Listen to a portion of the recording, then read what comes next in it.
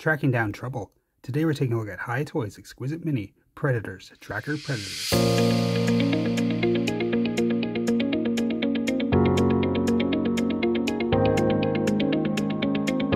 Welcome back. Now before we dive in and take a look at Tracker here, my question for you down in the comments, do you want to see more of the Predators' homeworld and culture and everything explored on film, or would you rather they remain a mystery?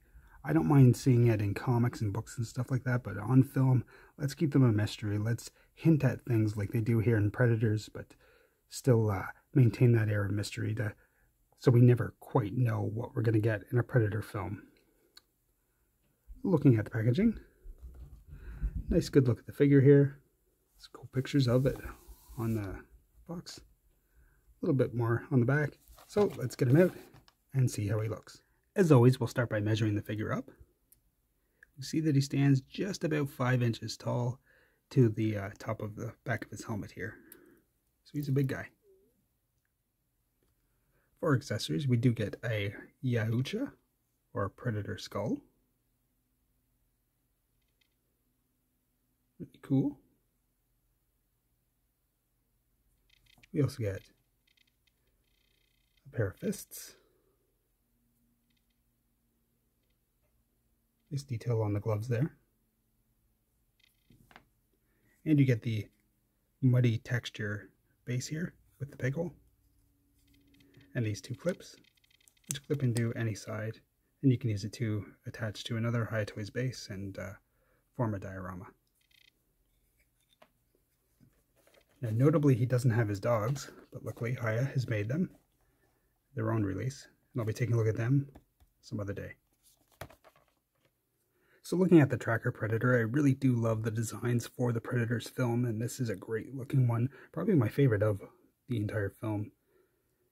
They've really gone for a stripped down hunter look. A lot of leather on him, a little bit of armor, but it's mostly, he seems kind of primitive. Really stripped down, just wants to be a pure hunter. You can see his mask there. Really nice detail on it, dings and stuff like that, like he's been in a lot of fights. Of course you have his tusks there. He stole from some animal that he killed and attached to his mask. Really fearsome looking, love that. A little bit like the falconer, he's got kind of evil looking eyes. Got a little bit of black paint on there to make it look like lenses. I do have a slight blemish on my cheek there, that white spot. Might touch that up with a little bit of paint. Yeah, really great bone color too. He does have his plasma caster. Everything kind of highlighted in kind of a green, like it's old and has been out in weather and stuff like that. Like with the others, a lot of tan with green on the skin there. Some red spots. Down to the hands. Kind of looks like Boba Fett's armor in a bit, doesn't it? Loincloth here is kind of a soft leather, or excuse me, soft rubber. Same with his strapping here and his necklace here with more bones or claws or something like that. Single blade, always out, not retractable in any way. And really nice kind of paint work done on his gauntlet there. As we move down, we get to the bulk of his metal armor, just protecting his legs.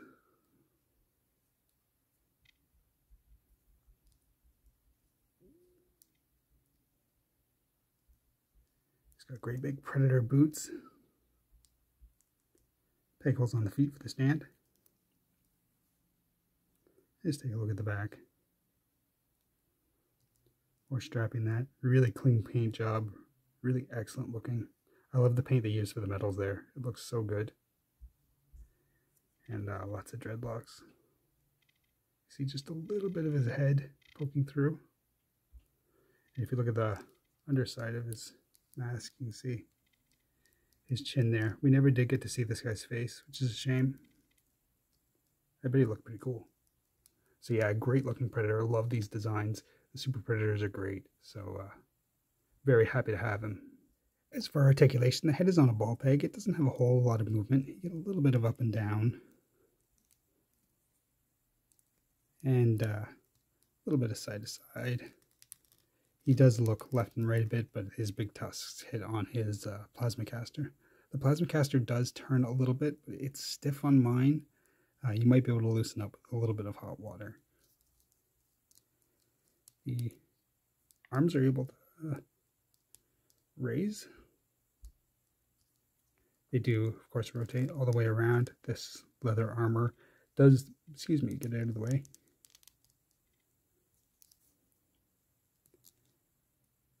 Not a bad bend on the elbow there. It does rotate too, both above the joint and the gauntlet here does swivel. The hands are on a little bit of a ball peg. As far as the ab crunch goes, he goes back pretty well. Goes forward a little bit. This strapping does kind of hinder the back movement a bit. There is a rotation just under his loincloth here.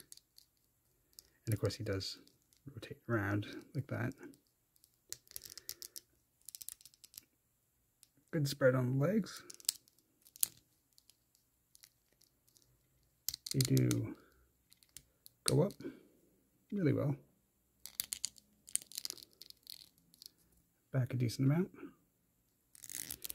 You have a really good double bend on there.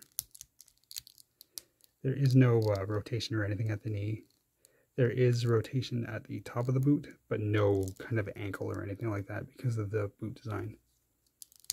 So you'll get them in some pretty standard poses for the Hiya Toys Predator figures, not crouched down a whole lot, but the legs have good movement to them, and they do a decent amount with the abdomen there because he doesn't have a whole lot of armor like some of the other Predators. So not bad. So overall, I think a really nice figure of this great Predator design. Like I said, I love the design of the Predators, Super Predators. They're so interesting and unique, and this is a great representation of it. He'll look great with the rest of the figures, or if you just want this one guy, he'll look good. Especially looking forward to seeing him with the hounds. I think they'll pair really nice together.